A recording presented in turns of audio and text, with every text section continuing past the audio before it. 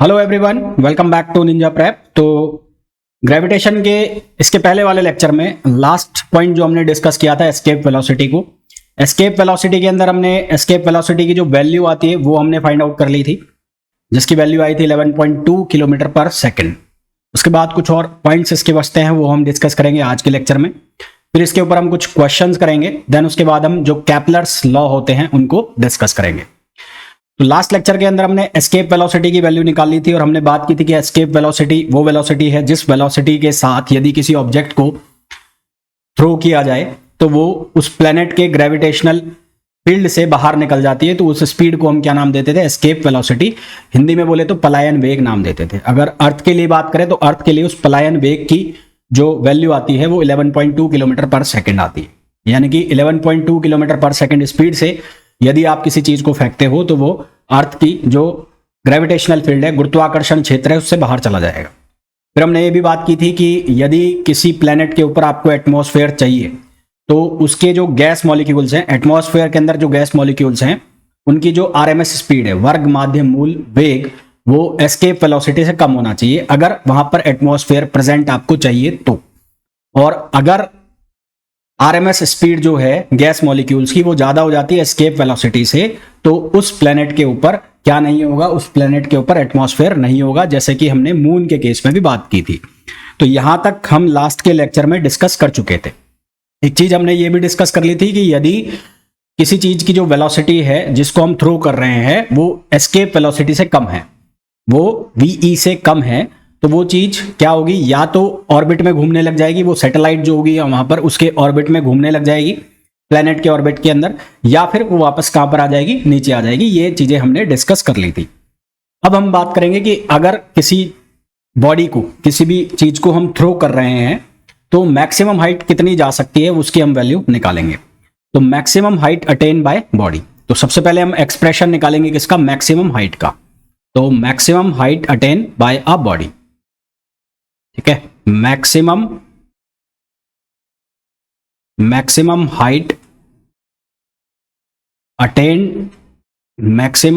Attain bye a body. तो कोई भी जो चीज है वो कहां से फेंकी जा रही है? वो अर्थ की सरफेस से फेंकी जा रही है। अगर हम अर्थ को एज अ प्लेनेट लेके चल रहे हैं तो अर्थ की सरफेस से वो चीज थ्रो की जा रही है, ठीक है। अच्छा, ये जो भी चीजें मैं पढ़ा रहा हूं तुम्हें, इनको ऐसा नहीं है कि आज लेक्चर पढ़ा और फिर भूल गए। इनको आप लगातार रिवाइज करते रहेंगे तो ही आपके दिमाग में ये फिट रहेंगे, अदरवाइज ये फिर निकल जाएंगे दिमाग से। मैं क्या कह रहा हूं कि अर्थ की सरफेस से हम फेंक रहे हैं, तो मान लो ये जो स्पेरिकल सरफेस, ये स्पेरिकल जो स्पेयर बनाया है मैंने, इसको हमने मान लिया ये अर्थ है और अर्थ की जो रेडियस है वो आर है। यहां से हम किसी चीज को थ्रो कर रहे हैं और वो चीज थ्रो करके ये पॉइंट तक निकल गई और ये पॉइंट जो है ये बाहर है। बाहर का मतलब ये जो हाइट है, मैक्सिमम जो हाइट है वहां पर पहुंच गया। तो ये मैक्सिमम हाइट जो है ये यहां से यहां तक की डिस्टेंस हो गई और लेट सपोज ये डिस्टेंस है h, और मैक्सिमम हाइट के ऊपर जो वेलोसिटी है वो कितनी हो जाएगी? 0। तो जो बॉडी थ्रो की गई है वो यहां से की गई है, तो ये पॉइंट हो गया 1 और ये पॉइंट हो गया 2। तो यहां पर हम लगाएंगे कंजर्वेशन ऑफ एनर्जी। तो यहां पर क्या यूज करोगे आप? Conservation of energy. Conservation of energy, तो कंजर्वेशन ऑफ एनर्जी लगाएंगे तो क्या क्या लिखोगे? काइनेटिक एनर्जी लिखोगे 1 पर और पोटेंशियल एनर्जी लिखोगे 1 पर। इसी तरह से काइनेटिक एनर्जी लिखोगे 2 पर और पोटेंशियल एनर्जी कहां पर लिखोगे? 2 पर। तो KE 1 plus PE at 1। PE का मतलब पोटेंशियल एनर्जी, और इसी तरह से काइनेटिक एनर्जी कहां पर? 2 पर, और पोटेंशियल एनर्जी भी कहां पर? 2 पर। तो 1 के ऊपर जो काइनेटिक एनर्जी है उसकी स्पीड मैंने लिख दी हाफ mv v²। तो ये हो गई स्पीड। पोटेंशियल एनर्जी जो 1 के ऊपर होगी वो कितनी होगी? -gmm upon r। अर्थ की सरफेस के ऊपर पोटेंशियल एनर्जी कितनी हो जाएगी? -gmm upon r। Maximum height पर वेलोसिटी 0 हो गई तो पोटेंशियल एनर्जी, जो काइनेटिक एनर्जी है वो क्या हो जाएगी? 0 हो जाएगी। और जो पोटेंशियल एनर्जी है उसको हम कैसे लिखेंगे? कैपिटल gmm अपॉन ये कितना हो जाएगा? r plus h। भाई यहां से टोटल जो डिस्टेंस हो जाएगी, रेफरेंस पॉइंट तो ये हो गया ना, डिस्टेंस यहां से मेजर कर रहे हो, तो टोटल जो डिस्टेंस हो जाएगी वो कितनी हो जाएगी? gmm upon RH। ये हमारे पास क्या हो जाएगी? डिस्टेंस हो जाएगी। अब यहां पर हमें क्या करना है? हम इसको ट्रांसपोज करें तो मैंने इसको तो एज इट इज लिख दिया हाफ mv² इसको हम ट्रांसपोज करके इधर लेके आए तो ये बनेगा G M M over R, R minus G M small M over R plus H. तो यहां से क्या आ जाएगा, ये बनेगा जी एम एम और ये हो जाएगा 1/r minus 1/r plus H. ये क्या हो जाएगा 1/r और माइनस 1/r प्लस एच। ये हमारे पास क्या बन गई, इसका एक्सप्रेशन आ गया। तो यहां से हमारे पास एक्सप्रेशन जो बना वो बना half M V square equals to, ये बन गया G capital M small M और ये हो गया R plus H minus R और यहां पर क्या बन गया, ये आर और ये हो गया आर प्लस एच। ठीक है, क्या कैंसिल आउट हो जाएगा, ये एम से ये एम कैंसिल आउट हो गया, यहां ये आर से आर कटेगा। ठीक है, तो क्या बच जाएगा, यहां बचेगा हमारे पास वी स्क्वायर अपॉन 2, ये हो जाएगा जी कैपिटल एम, यहां होगा आर एच, यहां हो जाएगा आर और ये हो जाएगा आर प्लस एच। तो इसको जब आप क्रॉस मल्टीप्लाई करेंगे तो क्रॉस मल्टीप्लाई करेंगे तो क्या लिखा जाएगा, ये लिखा जाएगा 2gm, क्या लिखा जाएगा 2gm ओवर आर। 2 को क्रॉस मल्टीप्लाई में ले जाओ 2gm ओवर आर। ठीक है, ये लिखा जाएगा और ये जो वेलोसिटी है इसको मैं यहां ले आता हूं तो ये बन जाएगा वी स्क्वायर, ये क्या बन जाएगा वी स्क्वायर और इसको मैंने लिख दिया H upon R plus H upon R plus H, इसको मैंने लिख दिया एच अपॉन और कितना हो गया ये आर प्लस एच। ठीक है, एक बार वापस क्रॉस चेक कर लो, 2gm upon R V square और H upon 2gm R V square R plus H upon H, है ना, R plus H upon H, ये लिखा जाएगा R plus H upon H. अब हमने पढ़ा है कि जो एस्केप वेलोसिटी है उसकी वैल्यू क्या होती है, उसकी वैल्यू होती है √2gm अपॉन आर।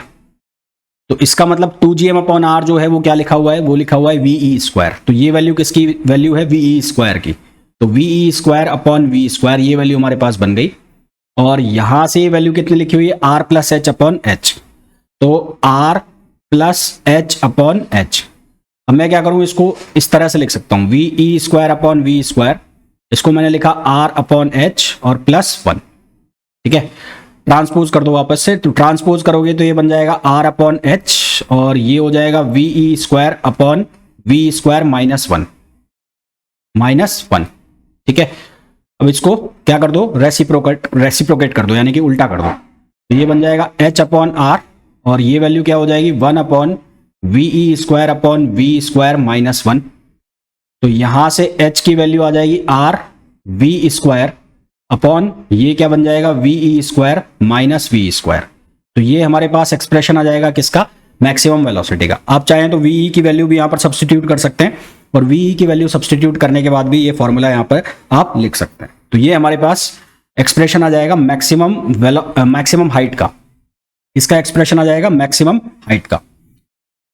फिर इसमें एक और डेरिवेशन हमसे कराया जाता है, वो डेरिवेशन क्या होता है कि यदि किसी बॉडी को एस्केप वेलोसिटी से ज्यादा वेलोसिटी से थ्रो किया जाए, एस्केप वेलोसिटी से ज्यादा वेलोसिटी से थ्रो किया जाए तो क्या रिलेशन बनता है। ठीक है, तो एक रिलेशन यहां पे ये और बन जाता है, इफ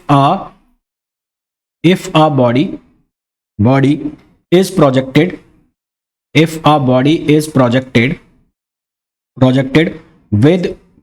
with greater velocity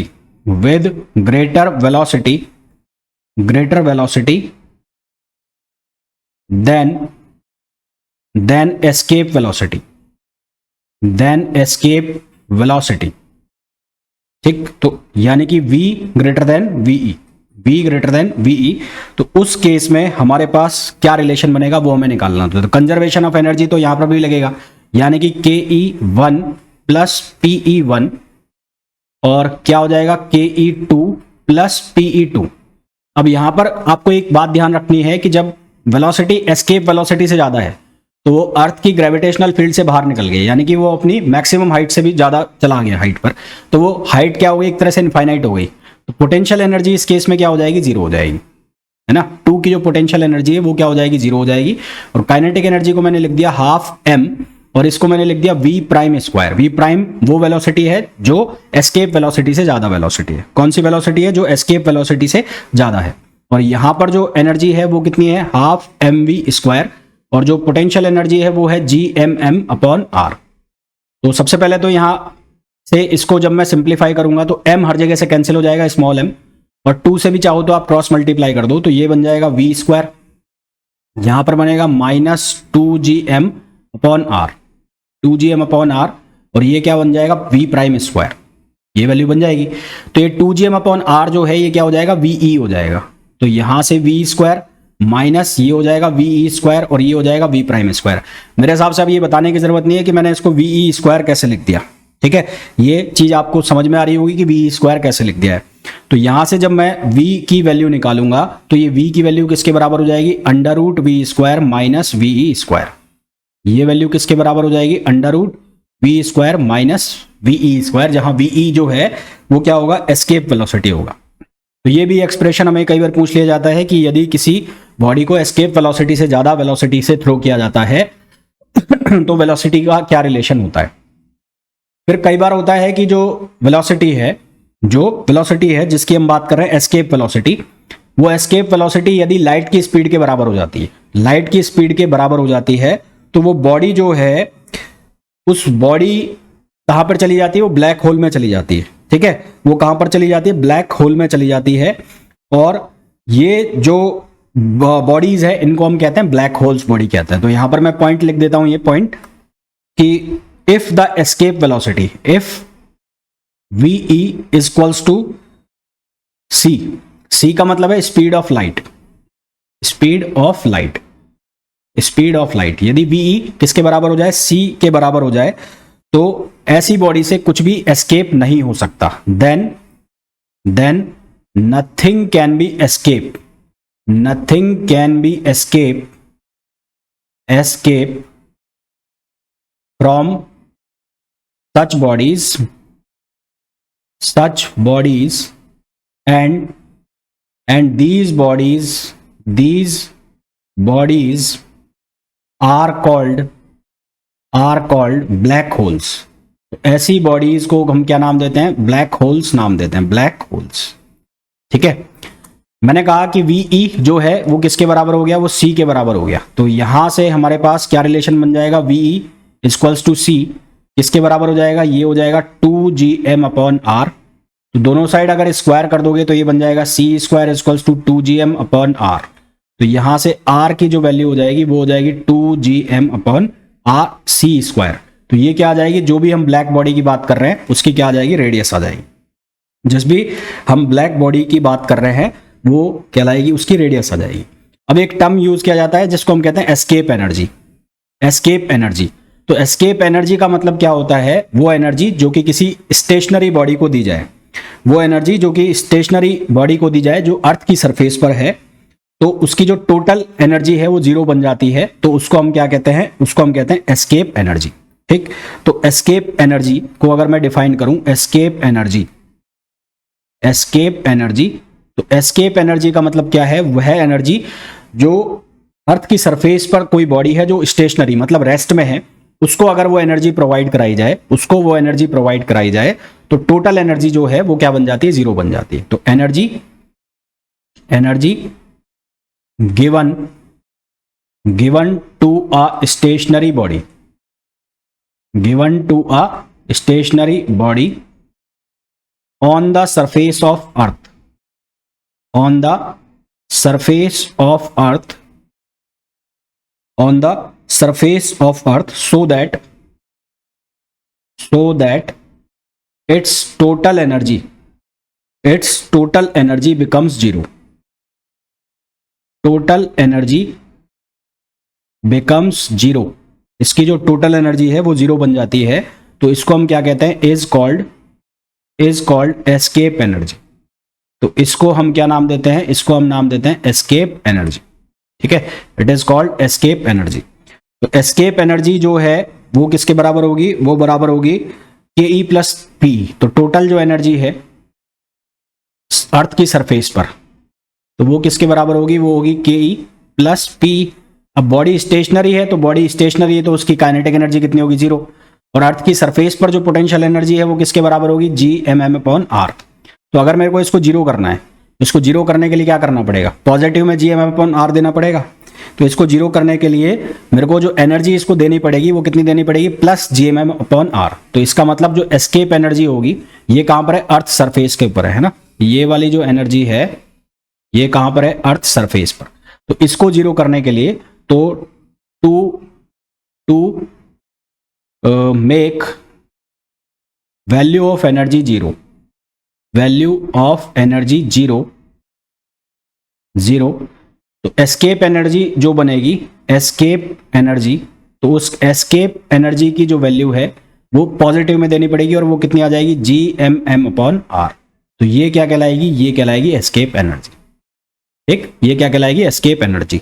अब हम कुछ क्वेश्चंस करते हैं किसके ऊपर, एस्केप वेलोसिटी के ऊपर, फिर उसके बाद हम केपलर्स लॉ की बात करेंगे। पहला जो क्वेश्चन दिया है उस क्वेश्चन में हमें बोला है for a satellite escape velocity is 11 kilometre पर सेकेंड। एक सैटेलाइट के लिए एस्केप वेलोसिटी जो है वो कितनी है, 11 किलोमीटर पर सेकेंड है।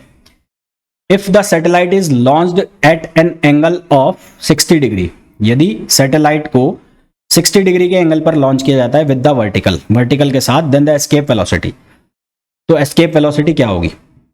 तो किसी एंगल पर लॉन्च किया जा रहा है यानी कि प्रोजेक्टाइल बन रहा है, तो एस्केप वेलोसिटी जो है वो इंडिपेंडेंट होती है किससे, प्रोजेक्शन एंगल से। एस्केप वेलोसिटी इंडिपेंडेंट होती है प्रोजेक्शन एंगल से, यानी कि प्रोजेक्शन एंगल पर वो डिपेंड नहीं करती है। तो उसकी वेलोसिटी जो पहले थी वही बाद में रहेगी। तो आंसर क्या आ जाएगा, आंसर आ जाएगा escape velocity VE is independent of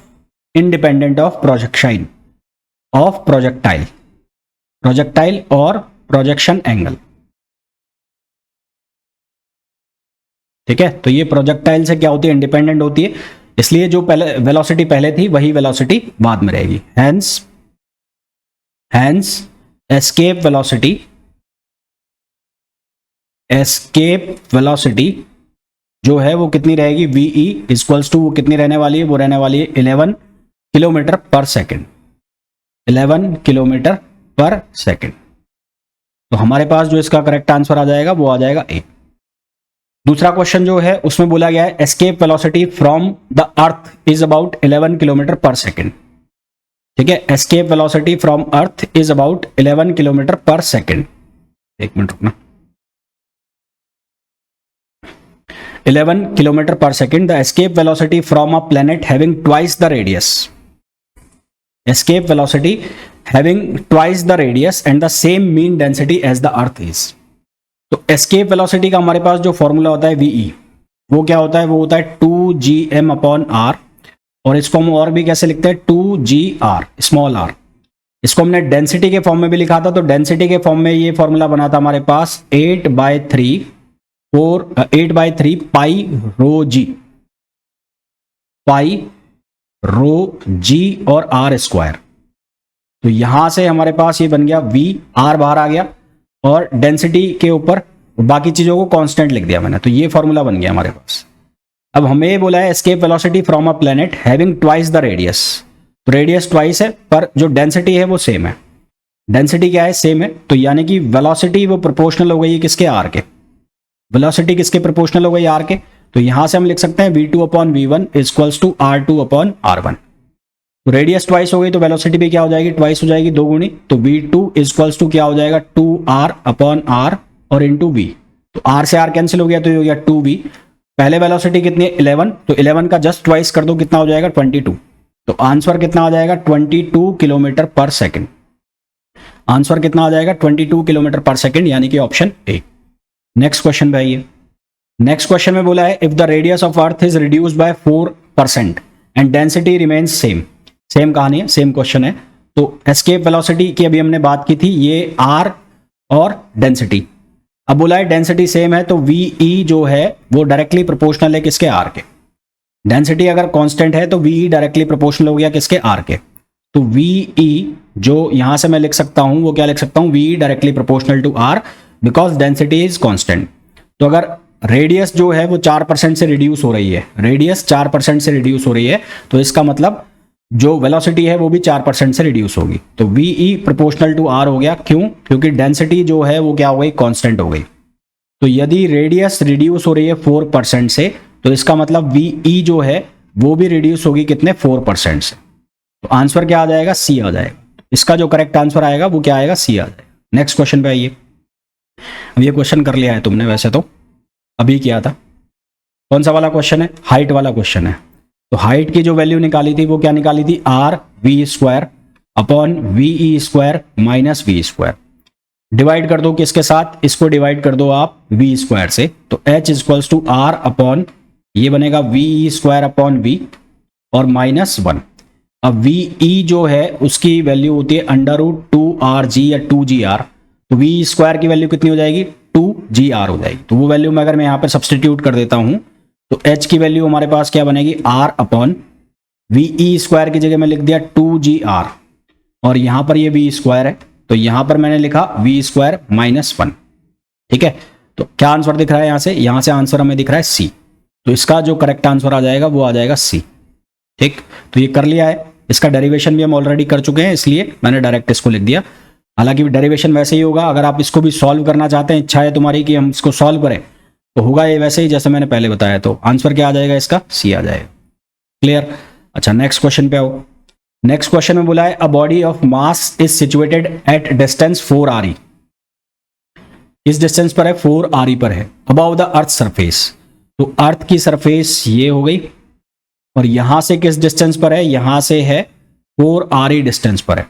अब हमने एक फॉर्मूला लिखा हुआ है कि अर्थ सरफेस से किसी पॉइंट तक जो एनर्जी है उसकी वैल्यू।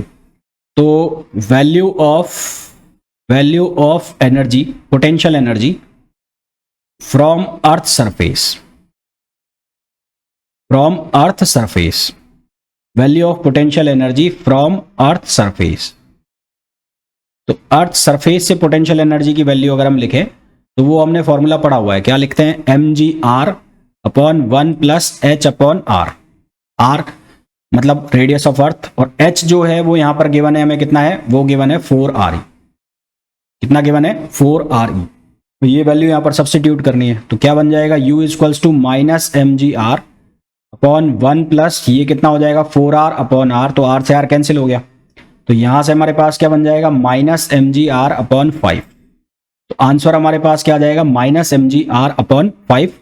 तो मैग्नीट्यूड में अगर लें तो आंसर हमारे पास हो जाएगा ऑप्शन सी, यानी कि mgre। re का मतलब है रेडियस ऑफ अर्थ। तो आंसर हमारे पास हो जाएगा सी। तो ये तो बात हो गई हमारी किसकी, एस्केप वेलोसिटी की। अब हम बात करेंगे केपलर्स लॉ।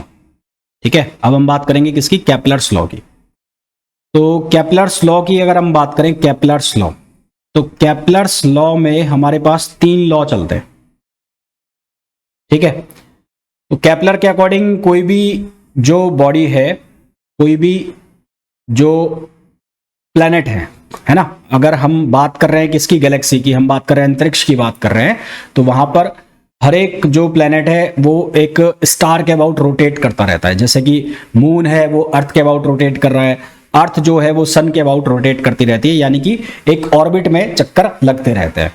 तो इसके बेस पर इसने 3 लॉ दिए। पहला जो लॉ दिया वो दिया केपलर्स फर्स्ट लॉ जिसको हम कहते हैं, इसके अकॉर्डिंग कि कोई भी जो प्लेनेट है वो एक ऑर्बिट में चक्कर मारता रहता है, किसके अराउंड, सन के अराउंड, है ना। वो चक्कर जैसे अर्थ है तो उस अर्थ सन के अराउंड लगातार एक ऑर्बिट में चक्कर मार रही है और वो ऑर्बिट कैसा होता है, एलिप्टिकल ऑर्बिट होता है।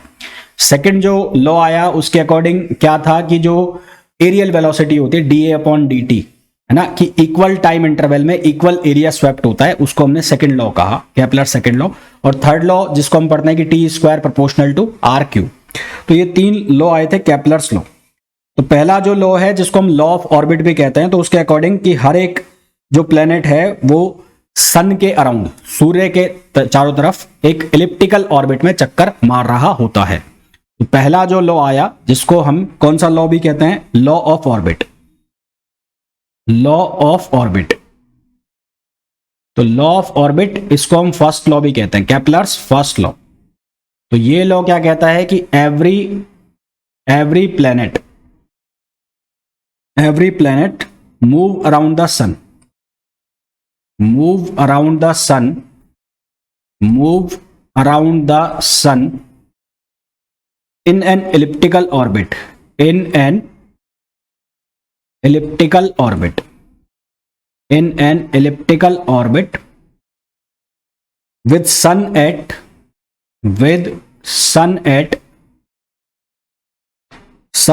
one of the foci। अब ये क्या डेफिनेशन हुई भाई? अब देखो, कोई भी जब हम इलिप्स बनाते हैं, तो ये इलिप्स बन गया, तो ये इलिप्स जो बना ये इसका मेजर एक्सिस होता है, ये इलिप्स का मेजर एक्सिस होता है, मेजर एक्सिस। ये वाला जो एक्सिस होता है ये होता है मेजर एक्सिस। और इसी तरह से ये जो एक्सिस होता है वर्टिकल में, इसको हम बोलते हैं माइनर एक्सिस। इसको हम क्या बोलते हैं? Minor axis.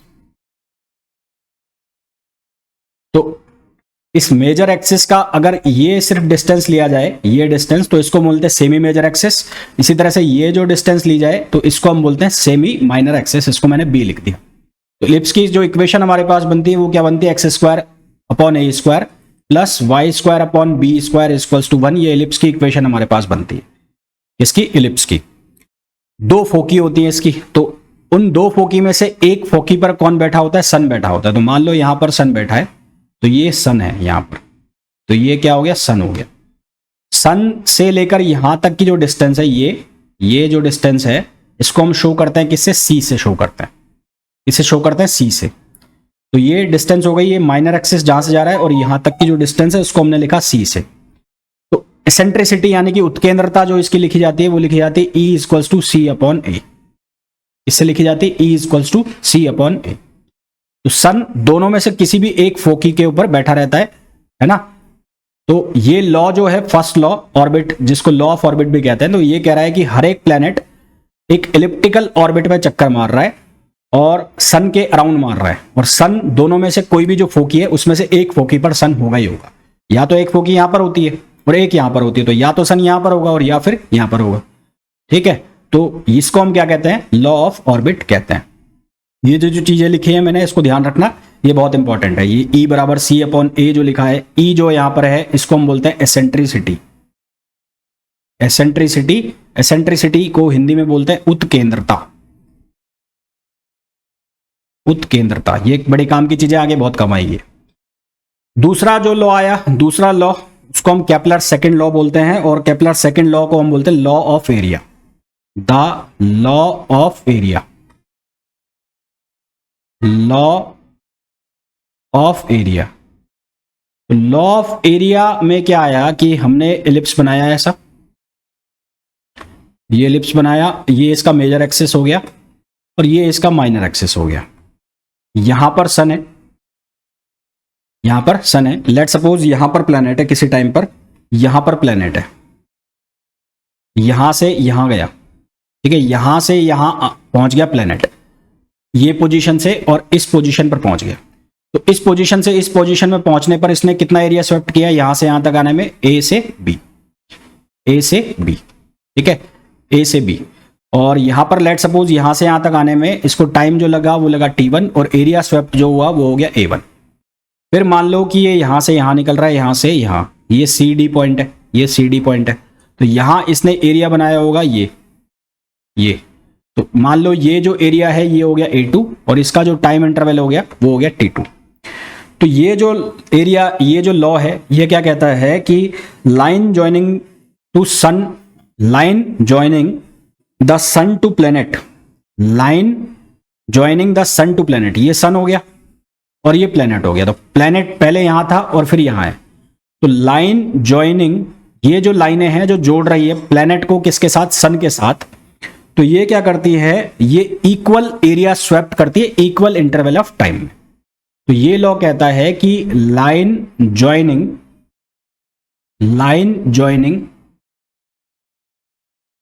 Sun to planet, यानी कि ये वाली line joining sun to planet swept equal area in equal interval of time, equal interval of time, यानी कि यहां का एरिया है A1 और टाइम है T1, और यहां का एरिया है A2 और टाइम है T2। तो A1 अपॉन T1 बराबर होगा किसके? A2 अपॉन T2 के। तो इसके अकॉर्डिंग क्या हो गया? A1 अपॉन T1 किसके बराबर हो गया? A2 अपॉन T2 के। तो एक एक्सप्रेशन यहां से बनता है जिसको हम कहते हैं एरियल वेलोसिटी। एक एक्सप्रेशन यहां से बनता है जिसको हम कहते हैं एरियल वेलोसिटी। तो अगर मैं लिखूं dA अपॉन dt, तो ये dA अपॉन dt को हम कहते हैं एरियल वेलोसिटी। इसको हम क्या नाम देते हैं? Areal velocity. Area upon time, तो इसको हमने नाम दिया एरियल वेलोसिटी। तो एरियल वेलोसिटी जो है वो क्या रहती है? कांस्टेंट रहती है, क्योंकि यहां पर हमें देखा है कि जो इक्वल एरिया है उसको पार करने के लिए इक्वल टाइम लग रहा है। और यहां से फिर एक लॉ और बनता है dA अपॉन dt, जो ये वैल्यू है dA अपॉन dt, ये किसके बराबर होती है? ये बराबर होती है L अपॉन 2m, या इसको आप J अपॉन 2m भी लिख सकते हैं। या J जो होता है वो होता है एंगुलर मोमेंटम। J जो होता है वो एंगुलर मोमेंटम होता है, angular momentum of planet, angular momentum of planet. ठीक है, ये याद रख लेना भाई, इसके ऊपर क्वेश्चंस काफी सारे आते हैं, करेंगे हम हालांकि। और ये भी किसके बराबर आ रहा है? कांस्टेंट, क्योंकि ये वैल्यू जो है वो किसके बराबर आएगी? कांस्टेंट के बराबर आएगी। तो ये जो एरिया स्वेप्ट होगा, ये पूरा का पूरा एरिया जो स्वेप्ट होगा और ये एरिया स्वेप्ट होगा, तो ये आपस में इक्वल होंगे, इक्वल इंटरवल ऑफ टाइम में।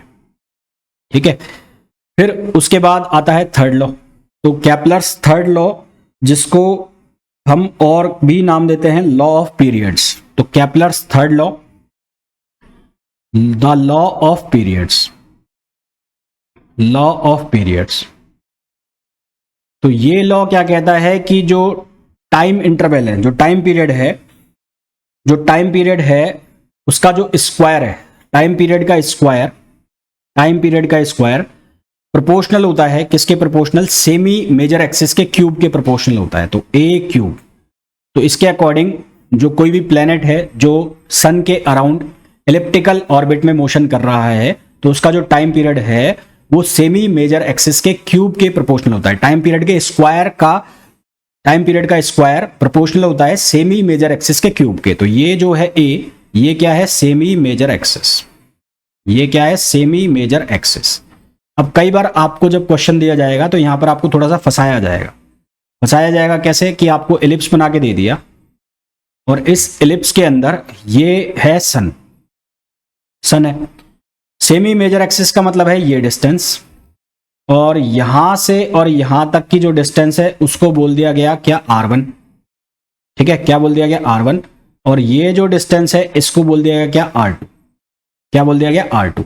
तो ये पूरी जो डिस्टेंस है क्या बनेगी? 2a बनेगी। तो 2a किसके बराबर हो गया? R1 plus R2। तो a की वैल्यू क्या हो जाएगी? R1 plus R2 upon 2। तो यहां से टी स्क्वायर जो है प्रोपोर्शनल लिखा जा सकता है किसके? R1 plus R2 upon 2 cube के। तो कई बार आपसे ये पूछा जाता है, आपको a की वैल्यू ना देकर आपको ये रेडियस दे दी जाती है और फिर आपसे पूछा जाता है कि इनमें से कौन सा सही है। तो इनमें से कौन सा सही है? फिर ये वाला सही होता है ना। आपने a को कन्वर्ट कर दिया है किसके अंदर?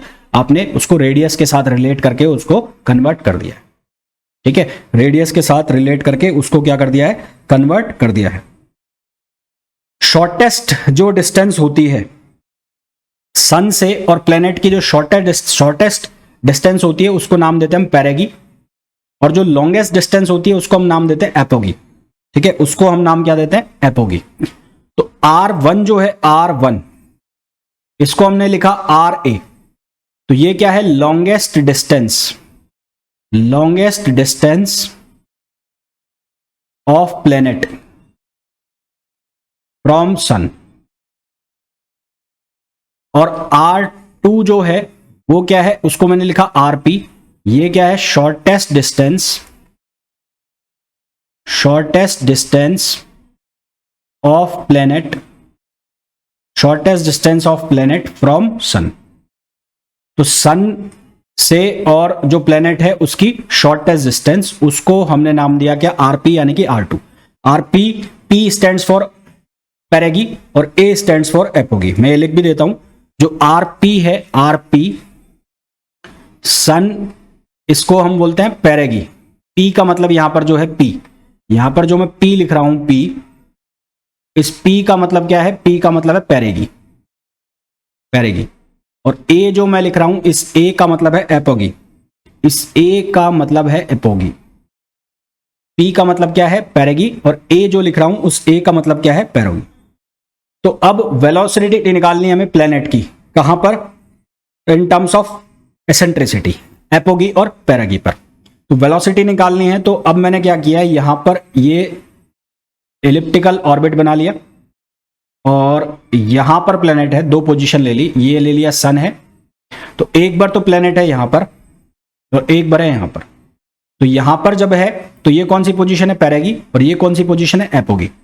तो यहां पर जब सन प्लेनेट है तो उसका मास तो m है, वेलोसिटी उसकी क्या रहेगी, वेलोसिटी रहेगी उसको हम लिखेंगे vp, और डिस्टेंस उसकी क्या लिखेंगे हम, rp।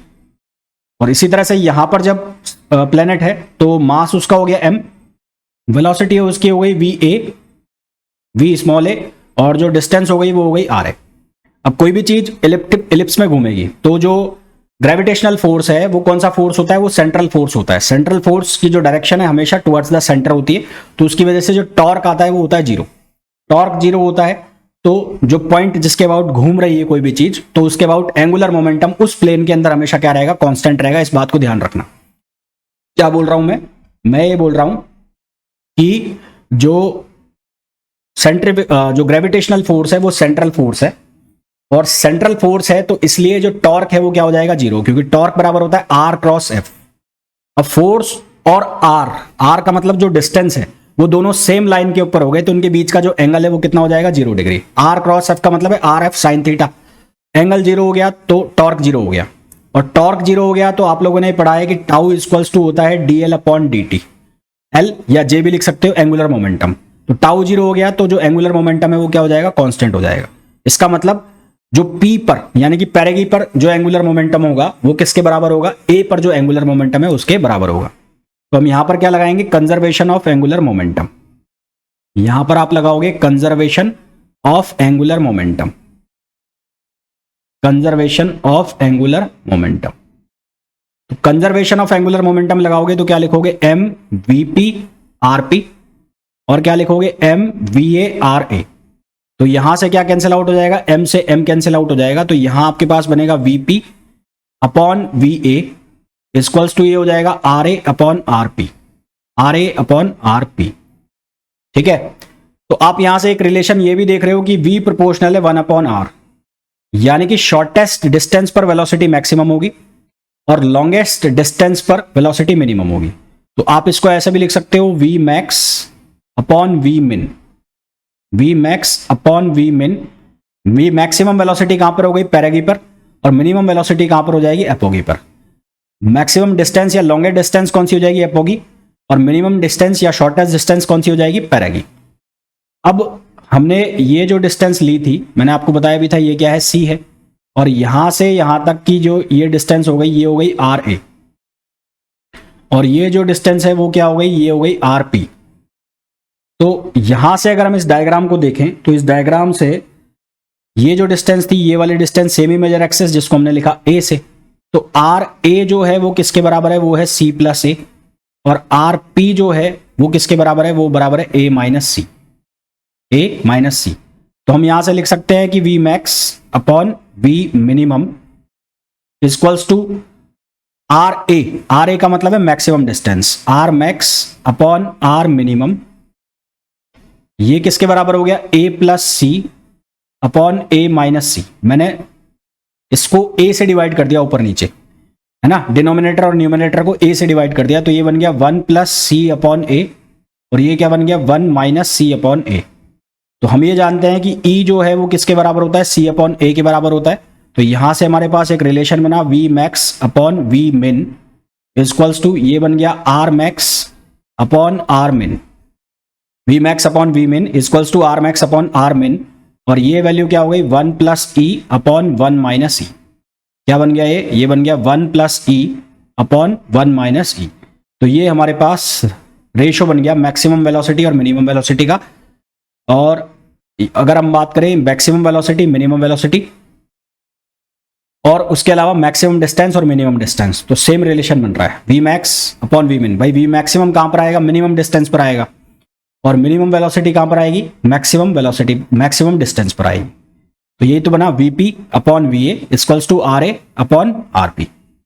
तो ये हमारे पास रिलेशन बन गया। E क्या है, एसेंट्रिसिटी है, जो भी वैल्यू हमें दी होगी उसके अकॉर्डिंग हम आंसर निकालेंगे। अब इसके बाद जो नेक्स्ट लेक्चर आएगा उसमें हम पैरेगी के ऊपर वेलोसिटी निकालेंगे कितनी होती है, एपोगी के ऊपर वेलोसिटी निकालेंगे और उसके बाद हम फिर इसके क्वेश्चंस करेंगे और फिर उसके बाद हम डिस्कस करेंगे जो जियो स्टेशनरी सैटेलाइट है उसको डिस्कस करेंगे। तो अगले 2 से 3 दिन में ये जो हमारा चैप्टर है जो कि है ग्रेविटेशन वो हो जाएगा फिनिश, एंड देन उसके बाद फिर हम दूसरा चैप्टर स्टार्ट करेंगे। तो मिलते हैं नेक्स्ट वीडियो में। Till then thank you, bye bye.